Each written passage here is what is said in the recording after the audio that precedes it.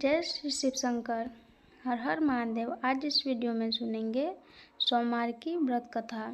अगर आपकी कोई मन्नत पूरी ना हो रही हो या फिर तमाम प्रयासों के बावजूद आपको करियर में सफलता ना मिल रही हो या व्यक्तिगत जीवन में परेशानी चल रही हो, मसलन कोई भी दिक्कत हो, परेशान होने के बजाय आपकी सावन सोमवार का व्रत करके यहाँ बताई गई व्रत कथा का पाठ करें। मान्यता है कि सावन सोमवार के दिन अगर व्रत रखकर इस कथा का पाठ किया जाए तो जातकों की मनचाही मुराद पूरी हो जाती है। एक साहूकार था जो भगवान शिव का अत्यंत भक्त था। उनके पास धन धान्य किसी भी चीज़ की कमी नहीं थी, लेकिन उनकी कोई संतान नहीं थी और वह उसी कामना को लेकर रोज शिव जी के मंदिर जाकर दीपक जलाता था। उनके ही भक्ति भाव को देखकर एक दिन माता पार्वती ने शिव जी से कहा कि प्रभु, यह साहूकार आपका अत्यंत भक्त है, इसको किसी बात का कष्ट है तो आपको उसे अवश्य दूर करना चाहिए। शिव जी बोले कि हे पार्वती, इस साहूकार के पास पुत्र नहीं है, यह इसी बात से दुखी रहता है। साहूकार यह सारी बातें सुन रहा था, इसलिए उन्हें ना तो खुशी हुई और ना ही दुख हुआ। पहले की ही तरह भोलेनाथ का पूजा अर्चना करता रहा। उधर सेठानी गर्भवती हुई और 9वें महीने में सुंदर से बालक की प्राप्ति हुई। परिवार में खुशियां मनाया गया, लेकिन साहूकार पहले की ही तरह रहा और उसने बालक की 12 वर्ष की आयु का जिक्र किसी से भी नहीं किया। जब बालक 11 वर्ष की आयु हो गई तो एक दिन साहूकार की सेठानी ने बालक से विवाह के लिए कहा, तो साहूकार ने कहा कि वह अभी बालक को पढ़ने के लिए काशी भेजेगा। इनके बाद उनके मामा जी को बुलाया और कहा कि इसे काशी पढ़ने के लिए ले जाओ और रास्ते में जिस भी स्थान पर रुकना वहाँ यज्ञ करते और ब्राह्मणों को भोजन कराते हुए आगे पढ़ना। उन्होंने भी इसी तरह करते हुए जा रहे थे। किसी रास्ते में एक राजकुमारी का विवाह था, जिनसे उनका विवाह होना था। वह एक आंख से काना था। तो उनके पिता ने जब अति सुंदर साहूकार के बेटे को देखा तो उनके मन में आया कि क्यों ना इसी को घोड़ी पर बिठाकर शादी के सारे कार्य संपन्न करा लिए जाएं। तो उन्होंने मामा से बात की और कहा कि इनके बदले में वह अथात धन देंगे, तो वही भी राजी हो गए।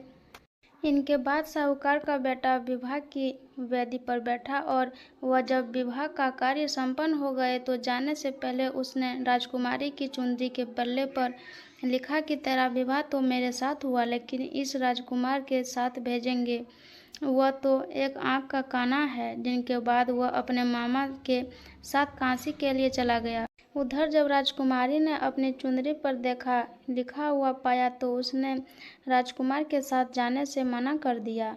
तो राजा ने भी अपनी पुत्री को बारात के साथ विदा नहीं किया। बारात वापस लौट गई। उधर मामा और भांजे काशी भी पहुंच गए।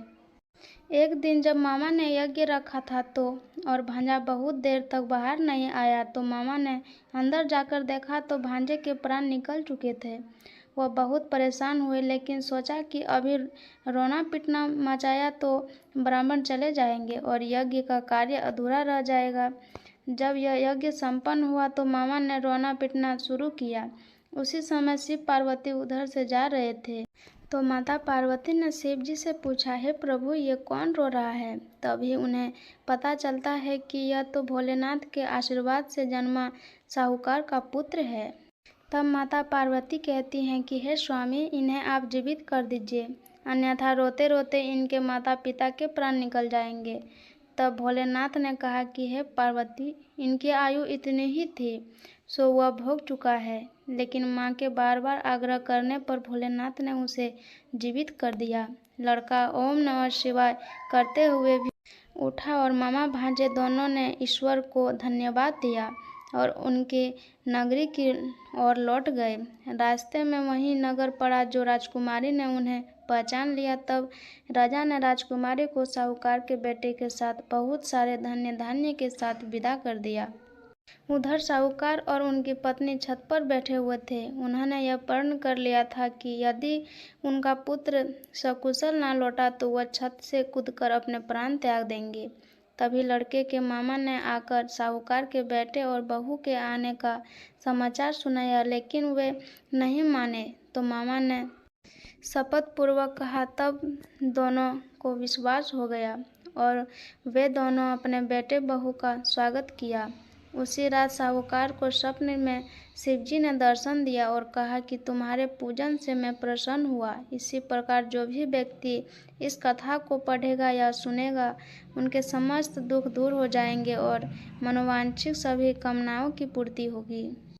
सावन माह में भगवान शिव का प्रिय महीना होता है और इस महीने में प्रत्येक सोमवार को विशेष रूप से शिव भक्तों द्वारा पूजा अर्चना की जाती है। आज सावन माह का चौथा सोमवार है। सावन का चौथा सोमवार भगवान शिव की विधिवत उपासना के लिए बहुत महत्वपूर्ण माना गया है। इस दिन महादेव के भक्त व्रत रखते हैं, शिवलिंग पर जल दूध बेलपत्र चढ़ाते हैं, फिर भगवान शिव से सुख समृद्धि और मनोकामना की पूर्ति की प्रार्थना करते हैं। आज की कथा यहीं पे समाप्त होती है।